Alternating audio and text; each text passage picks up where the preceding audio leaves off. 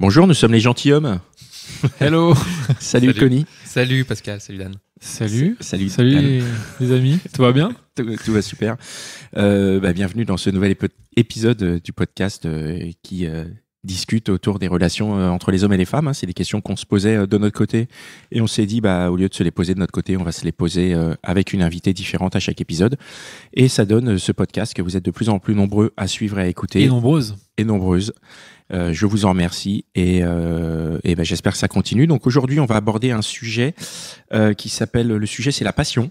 Ouais. Et notre invité du jour, c'est Manon. Bonjour. Manon. Salut Manon. Salut Manon. Alors dis-nous, qui es-tu? Et je suis Manon. Ok. Très bien. Et je suis parisienne et j'ai 41 ans. D'accord, cool. Très bien.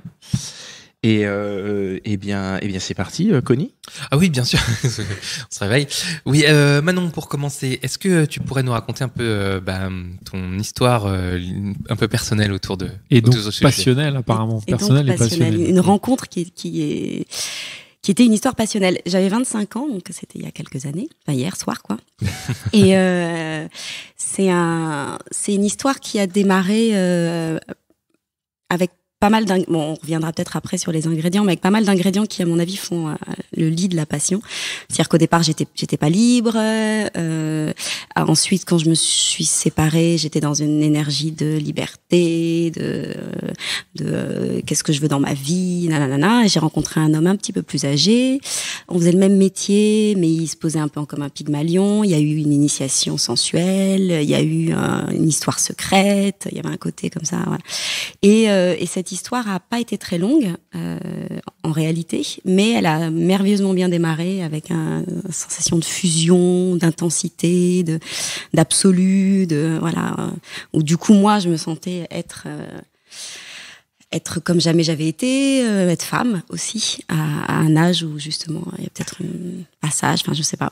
Et puis le plus dur sera la chute. Et par contre après j'étais aussi dans une situation un peu cornélienne, c'est-à-dire que c'était une période où je pensais pas rester dans la ville dans laquelle j'étais, où je me disais qu'est-ce que je veux faire, où je veux aller. Et lui venait d'arriver dans la ville où on s'est rencontrés, et moi j'avais l'intention de la quitter. Donc il y avait le gros débat, ma vie, l'amour, qu'est-ce que... Et au milieu, assez vite, on a passé 2 mois comme ça. On travaillait ensemble, mais pour plein de raisons. Et tu étais encore en couple? Non, j'étais séparée. Okay. Non, par contre, non. Quand je l'ai rencontré, j'étais en couple et très amoureuse. Et dans un truc aussi où, quoi qu'il a... il m'a tout de suite plu. Cet homme-là, l'homme passion, mais je m'en suis pas rendu compte tout de suite. Et surtout, j'étais amoureuse, je suis assez fidèle, et surtout, pour moi, c'était évident que j'allais faire ma vie avec l'autre. Donc, ok. Donc on peut être amoureuse et avoir de la passion pour quelqu'un d'autre. La passion avec l'autre est pas arrivée tout de suite. Ça a mis d'accord. Donc 2 mois, c'est ça, plus ou moins? En fait, la première fois que j'ai vu donc l'homme passion, elle l'appelait, j'étais en train de bosser, il est arrivé, on s'est croisés, et bon, avec du recul, je me rends compte qu'il s'est passé quelque chose, qu'il y a un truc où je me dis, tiens, bon. Mais moi, j'étais... Sur le coup, tu t'en es pas rendu compte? Pas vraiment, quoi. C'était pas conscient. C'est fugace, c'est le truc qui passe, et puis... Juste, tiens, il est pas mal, il y a eu un petit truc réciproque, en fait. Mais moi, j'étais dans mon histoire. En plus, on devait s'installer ensemble. Pour moi, c'était l'homme avec qui je ferais ma vie, avec qui j'aurais des enfants. Il y avait un truc. Sauf que de ce côté-là, c'était pas si simple que ça, en réalité. On n'arrivait pas à trouver un terrain d'entente. Et on n'était pas d'accord sur nos choix de vie, en fait. Pour reprendre un petit peu, tu parlais d'ingrédients. Est-ce que tu peux nous résumer un petit peu tous les ingrédients dont tu parles qui font que cette passion a débuté? Qu'est-ce qu'il a fallu pour que tout commence? J'ai l'impression qu'il y a un concours de circonstances, il y a du temps, il y a plein de choses. Tu peux nous les lister un petit peu? Je pense qu'au départ, il y a l'indisponibilité, quelque part. Parce que moi, j'étais attachée à quelqu'un d'autre. Toi, t'étais pas disponible, et donc que l'homme passion non plus était... Alors, lui, je pense que l'homme passion, c'est aussi un homme Don Juan, en tout cas celui-là. Et donc, si il tu veux... Il était pas dispo, mais quand même dispo, quoi. Voilà, je sais pas à ce moment-là, au moment de la rencontre, je sais pas vraiment si... je n'ai jamais vraiment su où il en était, mais je me suis jamais vraiment inquiétée quant à sa vie sexuelle et amoureuse. Mais du coup, ton indisponibilité à toi, tu la considères comme un ingrédient de ta passion, en fait. Oui, je pense, ouais. C'est dangereux, ça. C'est dur, là. Okay. Après, il y en a d'autres. Qu'est-ce qu'il y a autres. J'étais indisponible parce que j'étais très amoureuse, mais en même temps, j'étais dans une situation de couple où quelque chose c'était compliqué sur quelques points. Ouais. Et puis surtout, la fin de cette autre histoire, je me suis rendu compte que je m'étais un peu égarée dans l'histoire, où je m'étais complètement... ça arrive souvent, enfin, en tout cas, moi, ça m'est arrivé, mais j'avais tellement peur de perdre cet amour, enfin j'étais tellement sûre que c'était l'homme de ma vie, nanana, que je m'étais beaucoup oubliée et que j'allais beaucoup dans son sens, que je m'affirmais moins. Donc je pense dans une relation qui était plus si équilibrée qu'elle l'était au début. Tu étais avec lui depuis combien de temps ? Oh, ça faisait pas longtemps, ça faisait 2 ans. D'accord. J'avais 25 ans. Hein. Mais t'étais à fond, quoi. Enfin, moi j'étais à fond les ballons. J'étais hyper protectrice avec lui. C'était vraiment... trop même, enfin bon bref, trop, oui, après coup. Et du coup, quand on a cherché à vivre ensemble, donc avec le garçon avec lequel j'étais à ce moment-là, on n'est pas tombé d'accord, on n'était pas sur les mêmes, sur la ville, sur ville campagne, clairement c'était ça. Okay. C'est-à-dire que pendant 1 an de notre histoire, on a eu une histoire à distance et parce qu'il faisait une formation en campagne. Et quand il est revenu, lui du coup voulait vivre à la campagne et moi pas. Toi non. Okay. Alors, on est d'accord que ce garçon dont tu parles, lui, il n'y a pas eu de passion. J'étais très amoureuse. Mais il n'y avait pas de passion. C'est pas la même histoire, non. Après, et donc, après, par contre, ce que tu as eu pour l'homme, là, ça, tu le définis et tu le fais rentrer dans la case passion. Du coup, c'est quoi la différence entre une histoire d'amour et une histoire de passionnelle ? Qu'est-ce qui fait que c'était la passion ? C'était plus tout ? Oui, je crois. Et il y a une dimension sexuelle, je pense. En tout cas, dans l'expérience que j'ai eue, clairement. C'est-à-dire que tu avais une meilleure expérience sexuelle avec l'homme qu'avec le garçon ? Ah oui, déjà, homme et garçon. Ouais, enfin, comme tu les présentes. Mais oui, complètement. Mais parce que je pense qu'aussi dans mon parcours dans ma sexualité, dans mon intimité, il y a aussi eu un avant et un après, et qui s'est aussi posé comme ça, l'autre. Il y a une sensualité qui s'est réveillée. Il a eu cette dimension-là. Et ça faisait partie des choses des ingrédients, voilà. Ouais, donc la sexualité. Sur les ingrédients, pardon. Donc la sexualité. On n'a pas fini la petite recette de la passion. Il y a du coup la disponibilité dans laquelle j'étais, qui était aussi tous les deux on était dans un rapport au temps un peu vivons le présent, on se projette pas, on sait pas ce qui se passera. De toute façon, ce qui compte c'est maintenant, là, tout de suite. Enfin, quelque chose aussi où on s'engage. Pas faire de projet finalement, juste vivre le moment présent. Voilà. Avec une intensité et une fusion. Et puis moi j'ai passé déjà, et le côté secret aussi. Ouais, c'est-à-dire qu'il y a eu une espèce de marivaudage amoureux à un moment donné. C'est-à-dire que quand je l'ai rencontré... Donc, pourquoi il y avait ce côté secret ? Parce que c'est drôle, quand on s'est croisés la première... quand on s'est rencontrés la première fois... donc moi j'étais pas disponible. Il m'a clairement fait des avances. On a travaillé ensemble après. Il m'a clairement fait des avances que j'ai refusées puisque j'étais. Et du coup il est sorti avec une autre nana qui était dans le. Qui travaillait avec une collègue. Voilà. On s'est croisés. On s'est plus vu parce que c'était une période de travail assez courte. On s'est pas vu pendant 1 mois et demi. Moi, ça a correspondu à la période où finalement mon histoire, on n'a jamais réussi à trouver un appartement, un point d'accord, donc on s'est séparés. Quand je me suis séparée, j'étais complètement. Je me souviens que je disais quelque chose de terrible. Je disais, j'étais au bord du précipice. Bon, je suis un peu extrême aussi, peut-être. Au bord du gouffre. Au bord du gouffre, et tout d'un coup, j'ai ouvert les yeux. C'est-à-dire que tout d'un coup, je m'étais rendu compte que mince, qu'est-ce que je veux dans ma vie, où je suis, qui je suis, cet homme, moi, je sais pas, qu'est-ce que c'est que l'amour. Enfin bon, et donc j'avais soif de liberté au sens de faire des choses pour moi, qu'est-ce qui compte pour moi maintenant et indépendamment de quelqu'un et d'une relation. Et par hasard, je le recroise, je sais pas, peut-être tous les jours mais vraiment par hasard. On habitait le même quartier, donc avec l'homme, et on n'arrêtait pas de se recroiser. Donc assez rapidement, il a su que j'étais célibataire. Et je pensais pas nécessairement à lui, quoique bon, il avait un regard très je pense que voilà, j'étais pas du tout insensible à son charme, mais j'étais pas non plus complètement dans cette. Enfin, je recherchais absolument pas une histoire. Et il y a eu une fête où on a retrouvé toute l'équipe avec laquelle on avait travaillé 2 mois avant. Et du coup, entre-temps, lui s'était mis avec cette nana. Donc il était toujours avec ta collègue là. Il était avec la collègue. Ouais, et on s'est retrouvés à une fête. Et en fin de la soirée, on s'est embrassés. alors qu'il était avec. Et l'autre était là? Présente dans la soirée. C'est un film, quoi. Ok. Et vous, discrètement, dans la chambre? À moi, dans un jardin. En plus, cette fête fin d'été, jardin et tout. Okay. Et donc, moi, non, mais oui, mais non, oh, puis bon, bref, on s'embrasse. C'est du Woody Allen, là. Complètement. Et on se retrouve, c'est là où on se rend compte aussi. Bon, j'ai 25 ans à ce moment-là. La fête se termine et on se donne rendez-vous chez lui. Le soir même. Le soir même. Donc lui, il a dit, en gros, je me débarrasse entre guillemets de ma copine. Alors même pire, en fait, parce qu'à un moment donné, donc en fait, il se trouve que moi, j'étais retournée vivre chez mes parents vu que j'étais séparée et on était voisins, en fait, on habitait à une rue l'un de l'autre. Et donc je me fais déposer, mais vraiment, c'est le film, c'est très romanesque. Ça, je pense que ça fait partie des ingrédients. Il y a une espèce de mise en scène. Et donc on se donne rendez-vous chez lui. Il est 2h du matin, un truc comme ça. Donc je me fais déposer devant chez moi, il se fait déposer devant chez lui, on se retrouve et au bout un quart d'heure, une demi-heure, une heure, je sais plus où on était ensemble chez lui, ça sonne à la porte et l'autre nana arrive et il lui dit non, pas ce soir. Donc toi tu te caches dans le placard. Je me planque dans la salle de bain. Génial. Ouais, non mais je te dis c'est un film vraiment. Et donc ça a démarré comme ça. Et ensuite il se trouve que parce que comment t'es sorti de la salle de bain après? T'es resté la nuit toute la nuit? C'est ça la passion, c'est vivre dans une salle de bain. Elle est partie, c'est-à-dire il lui a dit non pas ce soir. C'est horrible, c'est dégueulasse. C'est-à-dire qu'il est 2h du mat, elle débarque chez lui et il la met à la porte. Et moi ça me. Et lui dit toi, quoi en gros? Ça te gêne pas? Tu te dis pas putain il pourrait faire pareil avec moi quoi. Moi je pense qu'à ce moment-là, déjà je me mets je me dis que je sais pas. T'es déjà dans est-ce que à ce moment-là, t'es déjà dans la passion? Je pense. Est-ce que t'es déjà dans parce que justement, on est déjà, moi je pense, là je compte 4 ingrédients en gros sur ce que tu dis. On en a déjà coché pas mal de cas. Ouais. Ah non, parce que t'as pas encore couché avec lui à ce moment-là. Non. Enfin bon, ça c'est une histoire de quart d'heure. Ça vient juste après quoi. Ça vient juste après la salle de bain.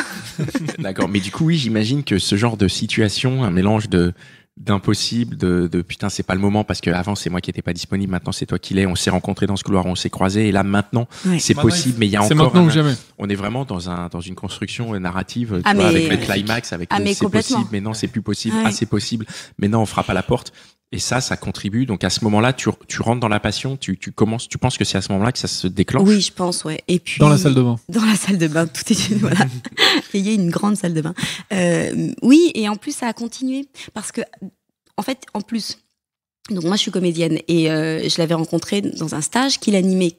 Donc en plus lui il était le metteur en scène. C'était un stage avec quasiment exclusivement des nanas. La première fois où il m'a fait des avances, c'était la fête de fin de stage. Et je me souviens très clairement, en tout cas c'est l'histoire que je me suis racontée, lui avoir plus ou moins désigné l'autre nana, genre. Je te dis non, moi c'est pas possible, mais par contre elle, vas-y quoi. Donc quelque part, je pense que dans ma petite tête à ce moment-là, j'avais peut-être aussi la sensation que de fait quelque part. Enfin, la préférence au départ, c'était pour moi. Et c'est un peu ça aussi qu'il a joué, lui. Il y a tout un truc. Tu te justifiais comme ça, tu disais, bon, après tout, il a parlé de moi en premier. Oui, et puis je crois en plus, j'étais tellement pas dans une projection. Oui, et puis j'étais pas dans une projection de quoi que ce soit. J'étais dans l'instant et dans le désir. Je crois que tout de suite aussi, il y a aussi évidemment une attirance physique très forte tout de suite. Je pense que c'est ça aussi qui fait que je me suis retrouvée moi qui ne regardait personne, aucun autre homme quand j'étais avec le garçon, on va l'appeler le garçon.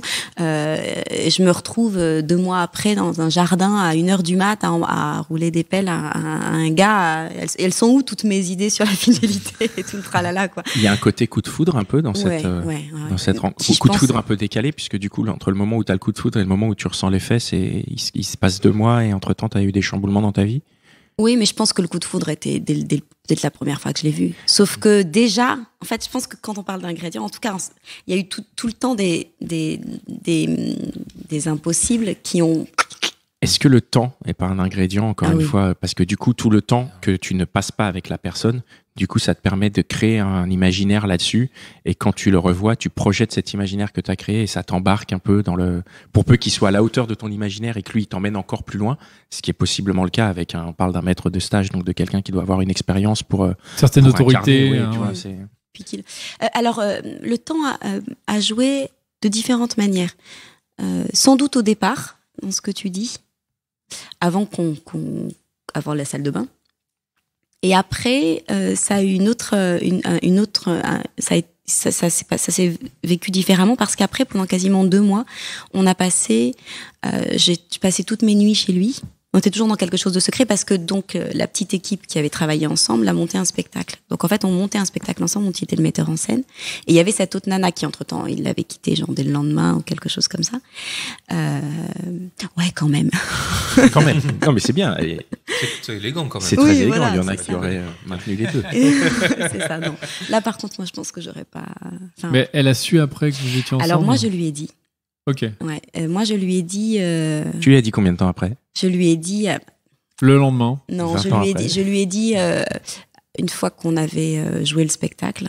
D'accord. Et juste avant que je parte, en fait. Parce que ce qui s'est passé, c'est qu'on a passé 2 mois de manière très... on passait toutes nos nuits ensemble, des nuits quasiment blanches, à énormément discuter. Enfin, moi, je pense que j'étais aussi dans un... Voilà. On a beaucoup parlé, à faire l'amour, à se découvrir. Et voilà, il y a tout un discours aussi. Peut-être qu'on reviendra sur sa position... rétrospectivement pas très clair, mais bon. Et en fait, dans tous nos échanges, j'étais vraiment moi dans la question qu'est-ce que je veux faire de ma vie. Donc il y avait cette idée de partir, de quitter la ville dans laquelle j'étais, de venir à Paris. Et il y avait aussi quels sont mes challenges perso. Et il m'a beaucoup accompagnée là-dedans. Et il y en avait un qui était de faire un voyage toute seule. Je m'étais toujours dit qu'un jour il faudrait que je parte. Et c'est ce que j'ai fait. Donc je suis partie au Vietnam 2 mois et demi, 3 mois presque. Beaucoup poussée par lui. Et juste après le spectacle, peut-être peu de temps après le spectacle, j'ai dit à cette nénette, à cette jeune femme, parce que bon, je sais plus comment ça a été amené, mais moi je pouvais pas, c'était, donc je lui ai dit, voilà. Après je me suis barrée en voyage 2 mois. Ça aussi, ça a énormément contribué, je pense, En quoi? Pourquoi? Au côté passionnel, ça... Ouais. Je pense que ça... En fait, tu pensais tout le temps à lui quand tu étais en voyage. Mais oui.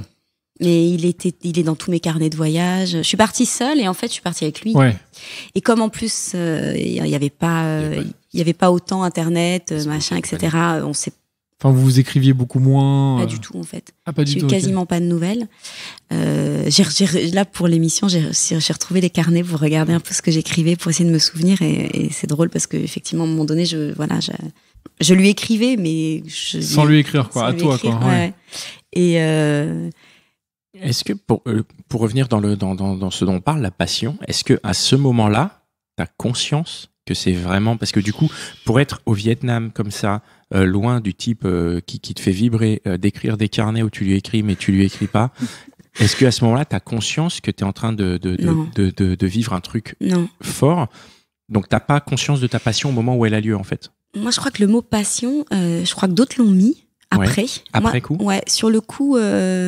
Sur le coup, c'est quoi? C'est juste une histoire, en fait? Sur le coup, j'étais. C'est une histoire d'amour, quoi. C'est une histoire d'amour. Oui. Alors après, on s'est jamais dit qu'on s'aimait.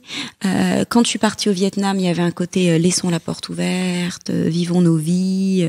Il y avait tout un décorum comme ça qui fait que moi j'étais vraiment perdue à l'époque. Je pense que ça contribue. Perdue et pas perdue, mais en tout cas j'avais sans doute peur de me réengager dans quelque chose.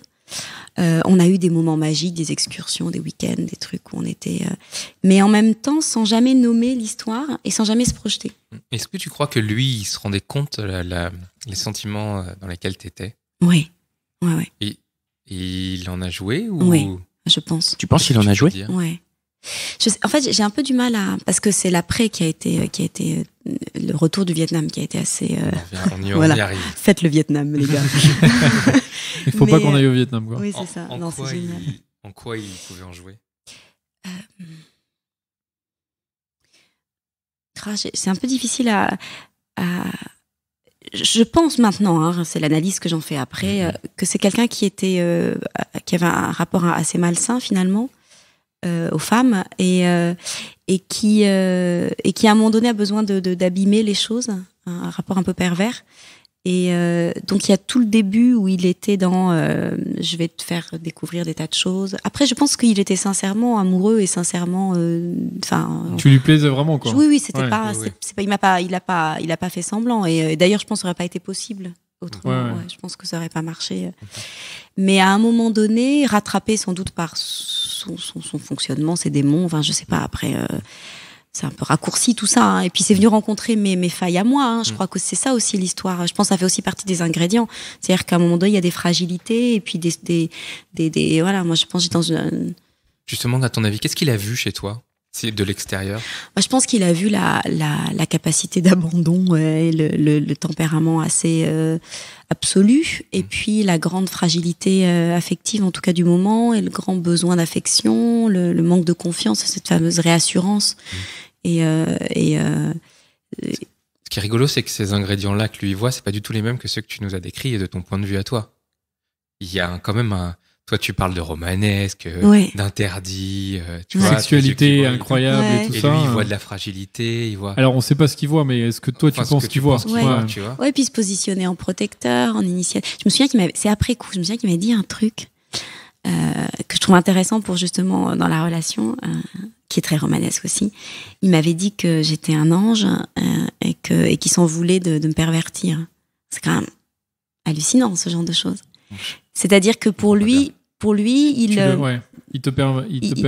Voilà. Alors je pense que pour lui, ça venait beaucoup de l'initiation sexuelle, sensuelle en tout cas, et de l'ouverture au plaisir,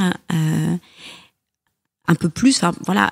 Mais il y avait quand même du coup quelque part. Puis je me souviens qu'à un moment donné, il m'avait, parce qu'on parlait beaucoup, qui définissait les gens comme étant soit sado, soit maso, et que clairement il se définissait comme sado, enfin comme sadique, et moi comme qui m'avait dit que j'avais un tempérament masochiste, quoi. Et il me définissait aussi. Donc je pense qu'il y a on discutait énormément, et moi je crois que ça me faisait beaucoup de bien de pouvoir avoir puis espèce de truc de fusion intense avec un homme. Donc dans votre rapport, vous n'avez pas besoin de l'entretenir, cette passion. Elle vit toute seule de fait, quoi.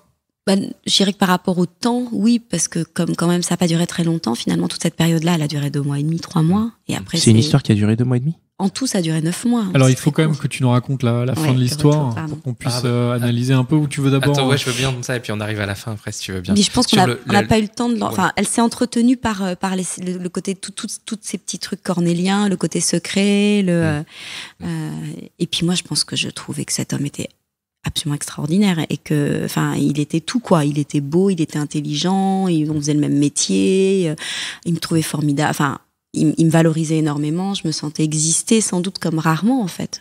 Qui a un gros rapport de domination, en fait. Je pense, c'est instauré très rapidement, en fait. Et oui, et sans même que je m'en rende compte. Enfin, en tout cas, C'est intéressant de se poser la question, est-ce que la passion implique forcément la domination de l'un ou de l'autre, ou alors en tout cas un rapport de domination? Après, on peut aussi se demander qui dominait, parce que finalement, au final, c'est moi qui ai quitté l'histoire. Enfin, il y a quand même. Après, on peut aussi. Enfin, j'ai une responsabilité là-dedans. Hein. Pourquoi tu as quitté l'histoire? Allons au Vietnam. Vas-y. Voilà, donc je reviens du Vietnam. Donc on s'était dit. Donc vous écrivez pas? Non. Quasiment pas. Non. Et vous êtes juste dit, on laisse la porte ouverte. Voilà. Moi, je savais pertinemment qu'il allait avoir d'autres histoires. Et ça te posait un problème? Aucun. Incroyable. Cool. Mais j'étais dans un espèce de truc. J'étais. Mais j'étais dans un truc où j'avais une telle confiance dans une telle. Il y avait aussi une évidence. J'étais tellement pour moi, ce qu'on vivait tous les deux était tellement à nous deux que quoi qu'il vive avec quelqu'un d'autre. Ouais. C'était irremplaçable, en fait. Et en même temps, moi, j'ai rencontré des gens au Vietnam. Mais par contre, j'étais incapable. Moi, par contre, il y avait que lui. T'as eu quelques histoires, toi, au Vietnam? Non, j'ai eu des possibilités. Ok, mais rien vraiment s'est passé. Non, mais surtout, j'avais pas envie. Non, j'arrivais. Enfin, j'étais dans un truc où même je me souviens. Enfin, je l'ai retrouvé dans mes carnets en lisant. Je me disais, mais tiens, c'est fou. Je ne comprenais même pas pourquoi. Et même, je me questionnais sur cet attachement-là quand tu disais tout à l'heure par rapport au temps et tout. Ouais, je me disais, mais en fait, comment ça se fait que on a laissé une porte ouverte et ce type, il est là tout le temps, quoi. Et alors, tu reviens du Vietnam? Je reviens du Vietnam. Moi, Charles de Gaulle. C'est voilà. Est-ce qu'on va avoir une petite scène romanesque encore ou pas? Ah non. Alors, je reviens du Vietnam. Je pense que j'avais couvert. Pour les gros voyages, j'avais 40 kilos de cadeaux pour la terre entière. Donc pour lui, il y avait peut-être 20 kilos de cadeaux. J'avais acheté plein de trucs, des tentures, des machins. Et on se retrouve, tranquillement, mais on se retrouve quand même assez vite. Pas direct, quoi.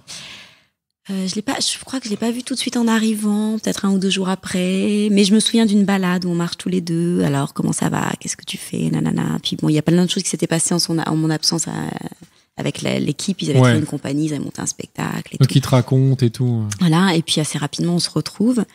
Et au bout de peut-être 15 jours, 3 semaines, on est vite rattrapé par bon, Manon, qu'est-ce que tu fais dans ta vie maintenant? Moi, je ne sais pas. Je pense que je vais pas rester dans cette ville. Ah, d'accord. Bon, voilà, bon. Et puis il y a eu tout un jeu de je te quitte, voilà, des scènes. Parce que toi, tu voulais changer de ville. Moi, je savais que je voulais plus rester là. Et puis, je pense que j'attendais qu'il me dise reste, et qu'il ne l'a jamais dit. Et voilà, on était aussi dans un truc comme ça où on se disait, à la fois, rétrospectivement, c'est ridicule parce que tout est tous voyé, mais en réalité, au moment où on le vivait, je crois moi, ouais. Et puis, malgré tout ça, je doute.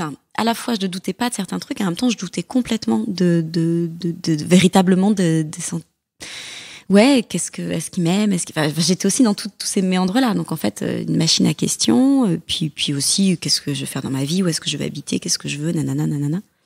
Et lui était en train de vraiment mettre en place quelque chose, il a créé une compagnie, monter un spectacle avec l'équipe et tout. Et donc, au bout d'un moment, je me barre, quoi. Je vais à Paris. Ok, va-t'en. Je me souviens de la dernière scène. C'est presque pareil, ça pourrait être dans un film, quoi. Il avait une mezzanine qui était le lieu de nos nuits. Et je me souviens de la dernière nuit qu'on a passée ensemble. Je partais le lendemain. Ah non, ça c'était avant le Vietnam. Bon, bref, donc je sais plus.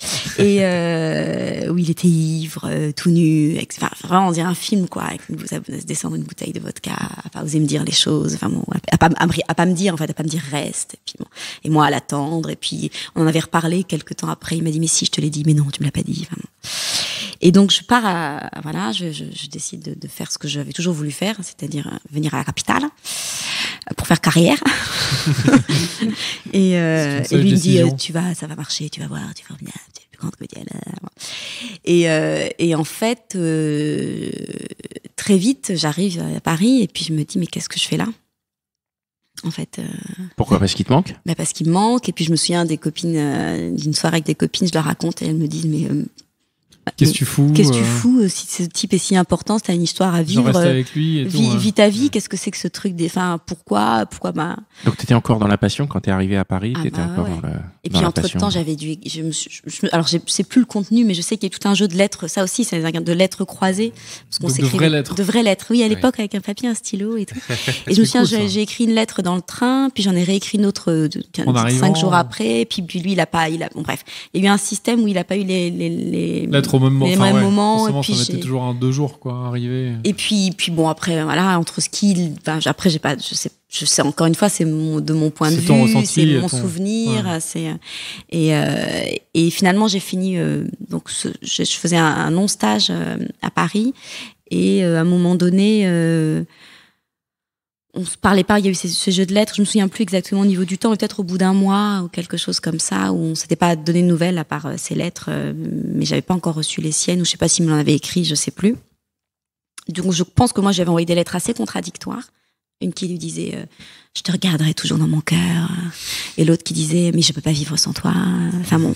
Ça c'est ce que toi tu lui écrivais. Ça c'est ce que moi je lui écrivais. Et lui il te répondait quoi? Il répondait pas, je crois. Je crois que j'ai pas de lettre de lui, je sais plus. Donc quand il répond pas, tu fais quoi? T'as de la place pour imaginer des choses, ou ça te fait redescendre, ça te maintient dans ta passion? Je pense que je deviens folle en fait. Ouais. Et que... Tu te dis bon, c'est pas de sa faute, il a pas reçu les lettres. Évidemment, machin, c'est ça. Ah ouais, c'est vraiment ça. Le postier l'a volé. Oui, voilà. c'est le postier qui a lu les lettres d'ailleurs. C'est ça. Et puis je débarque un week-end à Marseille, hyper romanesque aussi, en train, sans prévenir personne, et en me disant je vais débarquer, je vais arriver, je vais faire je suis là. Et là je me suis pris le vent du siècle. Donc tu vas chez lui? En fait j'avais récupéré les clés de la part d'une copine qui était pas là, et je l'appelle en me disant je suis genre il est 00h30, je suis sur le Vieux-Port, donc je l'appelle et là il arrive et il est glacial et il me met un vent. Donc il vient quand même, il te rejoint. Ouais, il me rejoint et vous discutez un peu, mais il est hyper froid. C'est quoi le vent? Tu peux pas me faire tourner en bourrique, je suis pas un objet, je sais pas quoi, je suis pas un manège. Enfin, je me souviens un peu du truc, mais moi j'ai été, je venais le week-end quoi, et j'étais grosse douche froide. Il y avait peut-être quelqu'un dans sa salle de bain? Potentiellement. Ouais. Peut-être, ouais, qui attendait. Ouais. Pour la petite histoire, après, il s'est remis avec la nana. La première. Ah oui, la première, il s'est remis avec. Ouais. Et à partir de ce moment-là, j'essaie de faire court. À partir de ce moment-là, moi, je comprenais rien en fait, parce que et il a pendant quasiment 1 an. Alors moi, du coup, ça me fait rire. Je me suis dit non, mais en fait, je vais revenir vivre dans la ville, mais c'est pas pour toi. Du coup, je suis repartie de Paris. J'ai passé une année donc c'était Marseille, l'autre ville. Je vais vite être opérée. Et j'ai passé 1 an en disant non, mais de toute façon, je suis là pour moi. Hein, finalement, Paris, ça pour me mes va pas projets, du tout. tout Mes ça. projets et tout, que nenni. Et j'étais toujours un peu en contact avec lui. Et en fait, j'ai passé 1 an on s'est plus vraiment parlé, mais on se voyait quand même assez régulièrement. Et puis rendez-vous, on buvait des cafés, etc. Qu'est-ce que tu ressentais pour lui pendant cette année supplémentaire? Moi, j'étais dans un état pas possible. Je comprenais pas. Je suis passée de femme à serpillière. Et lui a entretenu un truc comme ça où c'était très étrange. C'est en ce sens que je dis qu'il y a quelque chose qui était pas très sain dans sa posture aussi à lui. En tout cas à ce moment-là. Bon après. Il avait cette réputation-là. Il entretenait quoi? Il entretenait un lien. En fait, je me souviens, c'est dans le film de Truffaut. Ah oui. Ni avec toi, ni sans toi. Dans La femme d'à côté, il entretenait pas mal ça, quoi. C'est-à-dire qu'il y avait un côté à jamais l'un pour l'autre, et en même temps, c'était plus possible, sans qu'il m'exige vraiment expliquer pourquoi. Et du coup, moi, j'ai continué à espérer quelque chose, et puis en même temps j'avais un instinct qui me disait fuis, et en même temps c'est très manipulateur en fait dans un sens de son côté, quoi. Ouais. Tu trouves? Le côté j'entretiens, je garde un peu la personne tu sais pourquoi il faisait intéressée. Mais est-ce que c'est vraiment ça qui s'est passé? Je veux dire, est-ce que c'est vraiment... Peut-être que c'est toi qui... Ou est-ce que c'est pas une perception en fait? Une perception, oui. Tu penses que vraiment, lui, de son côté, il était vraiment dans un jeu en se disant je vais faire ça, comme ça elle va espérer ça? C'est la question que je me pose, hein, parce que je sais pas. Après, je sais pas quel est le degré de conscience de ça, mais oui, voilà, c'est ça. Pour lui, mais je sais, en tout cas maintenant, 15 ans après, puis il se trouve que je l'ai revu cet hiver, un peu pour solder quelque chose. Moi, j'en avais besoin, et du coup, j'avais quand même un peu des nouvelles de ce qu'il traversait, et l'histoire s'est répétée à peu près avec toutes les femmes qu'il a eues, et elles sont toutes ressorties carpettes. Donc j'ai tendance à me dire qu'il y a un truc un peu... Alors, ce qui est intéressant, c'est que tu dis que d'autres femmes ont vécu la même chose. Est-ce que tu sais si elles ont connu la même passion que toi? Alors non, évidemment pas. Car je suis unique et notre histoire est éternelle. Non, c'est pas ça que je veux dire. C'est que ça te rend pas... je parle pas de la passion de lui, mais de la passion de elle. C'est-à-dire que est-ce qu'il les aurait mis dans un état de passion similaire à ce que toi, tu aurais pu ressentir? Je suis pas sûre. Tu penses pas? Je sais pas. Mais en tout cas, tu crois qu'il a pu essayer au moins? C'est sa manière de fonctionner? Je crois aujourd'hui, parce que comme on avait quand même quelques relations communes, j'avais quelques bribes de trucs, et je sais que lui définissait notre histoire à tous les deux comme une histoire passionnelle. Pendant que vous la viviez? Après. Ouais. Et toi, à quel moment tu l'as définie comme une histoire passionnelle? Je sais pas. Quelques années après aussi. Donc quand tu as cette histoire avec lui, que tu vas t'installer dans une autre ville, que tu reviens pour lui mais pas pour lui, c'est quand même déjà assez indicatif de la passion. Ouais. Mais toi, à ce moment-là, tu te dis pas non, c'est passionnel. Tu dis moi, non, c'est normal. Je me dis, en fait, je crois que je me dis juste, je crois que je me dis pas en fait. Je crois que j'ai pas le recul sur ce que je vis. En fait, oui, c'est ça. On n'a jamais le recul quand on vit les choses. Je suis dedans. J'ai l'impression que je suis une merde, que je le mérite pas, et qu'en même temps, il y a qu'avec lui que je pourrais vivre ça, et que je revivrai plus jamais ça, et je sais plus qui je suis. Est-ce que tu as revécu des choses que tu peux qualifier de passionnelles? J'en avais une petite avant. Pardon, vas-y. Pour terminer. Et à quel moment tu as senti que la passion s'effritait? Mais je sais pas si elle s'est effritée, en fait. Tu veux dire qu'aujourd'hui, tu vis toujours une passion pour lui? Ah non, oui, non. Chez toi, en fait. Pour sortir de cet état. Alors oui, en fait, ce qui s'est passé, c'est que donc j'ai fini quand même par partir parce que je me suis rendu compte que j'avais rien à faire là où j'étais, et qu'il y avait effectivement quand même quelque chose qui était pas très sain. Et puis ouais.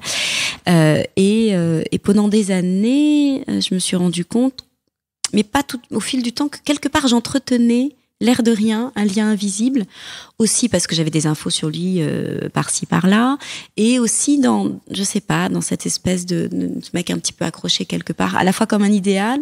Bon, je suis arrivée vraiment à Paris, j'ai commencé une psychanalyse tout de suite, parce que je tenais pas debout, hein. J'étais vraiment dans un état, j'avais plus d'estime de moi, non, j'étais vraiment pas, j'étais pas au top. Et donc il y a eu tout ce travail aussi, qui a évidemment accompagné, et qui... et je savais que c'était en partie cette histoire, quoi. Est-ce qu'il y a un moment... Vas-y, pardon. Et donc j'ai eu d'autres histoires, et quand même elles se confrontaient toujours. Enfin, il y avait quand même quelque chose qui ça le faisait pas, soit dans... Ouais, bref. Il était toujours là, quoi. Pas toujours, mais régulièrement, il venait me taper sur l'épaule en me disant Hey, baby. Et ça, je m'en suis. Tu vivras jamais aussi bien que ce que tu as vécu avec moi. C'est ça. Et en même temps, moi, dès que j'étais dans d'autres histoires, enfin bon, bref. Et je me suis rendu compte que j'avais une pensée de temps en temps qui m'énervait, c'est que je me disais, je l'ai jamais recroisé, jamais. Et je me disais si je me disais tiens, si je le recroise, j'aimerais être comme ci comme ça, et je me dis non, tu peux pas penser comme ça. Si tu penses que quand tu le recroises il faut que tu sois au top, c'est qu'il y a encore quelque chose qui traîne. Et du coup j'ai fini par me dire il faut que je me confronte à la réalité, parce que évidemment effectivement le fantasme, ce que tu disais sur le temps, il n'existe plus, le mec. Pendant 15 ans tu le vois pas, c'est qu'une image alimentaire et inventée, je sais même plus qui il est, c'est une projection, voilà, il y a un truc qui s'est et du coup j'avais eu des échanges de SMS avec lui il y a 5 ou 6 ans, parce que par une amie commune, j'avais traversé des trucs un peu difficiles, et j'avais une espèce de... Je suis là pour toi. Ouais, mais c'était très très sincère en plus. C'était très, voilà, j'avais un sentiment tout d'un coup de compassion profonde. Et puis en même temps, sa réponse m'avait dit oh là, non, j'aime pas. Il t'a répondu sèchement ? Non, il avait une manière de retourner les choses où j'avais l'impression d'être... Ah, tu veux dire que tu étais peut-être sortie de son engrenage et que du coup tu voyais son jeu différemment ? C'est ça, j'ai commencé à... j'ai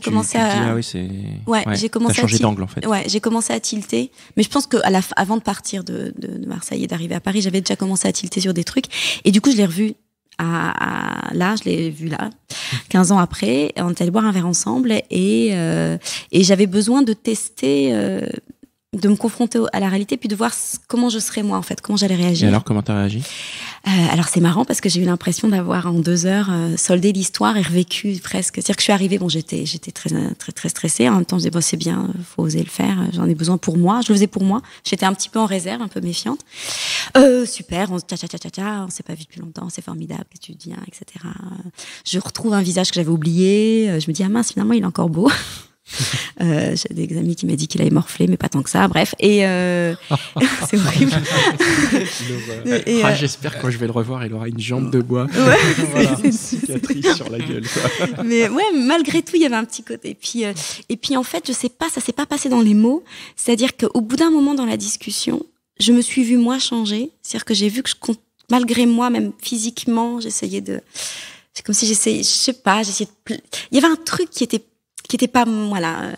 Et puis lui, toujours une posture où c'est un peu les autres, alors que, enfin, ouais. Il se positionne toujours en tant que dominant, ouais. Et en tant que bon, de toute façon, moi je suis bien. Et là, ça a pas marché. Mais l'air de rien. Et puis bon, 25 ans ont passé, donc finalement, moi j'ai eu l'impression de voir la même personne et moi d'avoir énormément changé, ce qui est sans doute qu'une sensation. Hein. Et du coup, je me suis dit oh là là. Et en fait, c'est vraiment dans la manière où c'était d'un moment très sympa quand même, mais au bout d'un moment, physiquement, je me suis rendu compte que je me suis sentie sous emprise. C'est fort comme mot. En tout cas, je me suis pas sentie sous emprise, mais j'ai vu une mécanique que j'avais pas vue, où je me suis dit, en fait, à un moment donné, je deviens, pas prisonnière, mais je sais pas comment dire. En fait, physiquement, j'ai eu la sensation que je passais à tout d'un coup je me rapetissais, j'allais reperdre un truc et en voulant absolument comment tu devenais un peu un objet, c'est ça? Peut-être, ouais. Et je me suis dit mais en fait non, on s'est dit au revoir et en fait, ce qui est rigolo, c'est qu'on marchait et on a traversé les espaces. Enfin, on est passé devant l'appartement où on a eu notre histoire et tout. Ça aussi, c'est très.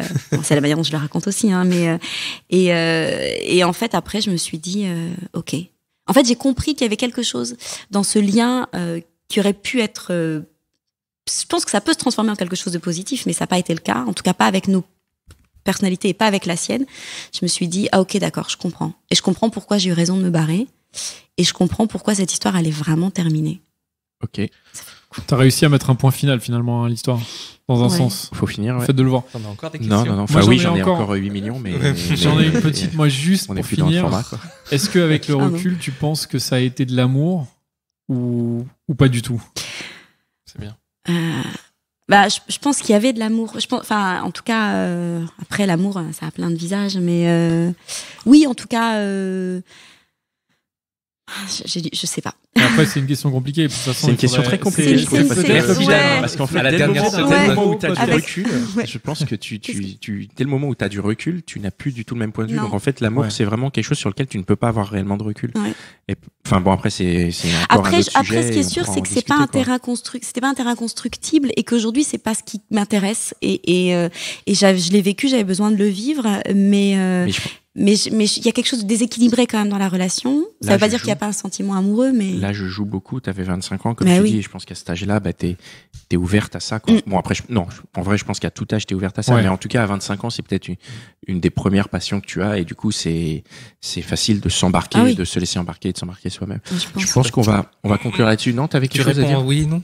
Est-ce que tu as déjà revécu une passion comme ça et est-ce que tu es à la recherche encore d'une autre passion du même niveau? Bah, a priori, elle a déjà répondu à ça. Non, plutôt. C'est pas la recherche. non, je suis pas à la recherche, mais par contre, il y a pas très longtemps, il y a 3-4 ans, j'ai rencontré un homme et j'ai senti ce potentiel-là et je me suis barrée. C'est-à-dire Ah, que l'histoire c'est n'a pas intéressant, duré ça. très longtemps.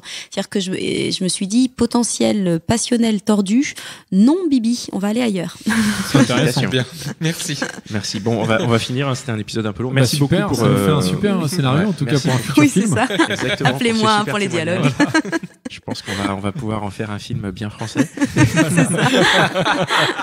Qui s'appellera La femme d'à côté. Oui, voilà. Bah, voilà, Je c'est sais pas si parti. on est arrivé à ce Et, niveau-là, mes amis. Voilà. Bon, Merci ça beaucoup, peut en être tout sympa. cas, Il y a des gens Merci qui à aiment. vous. Merci beaucoup, merci.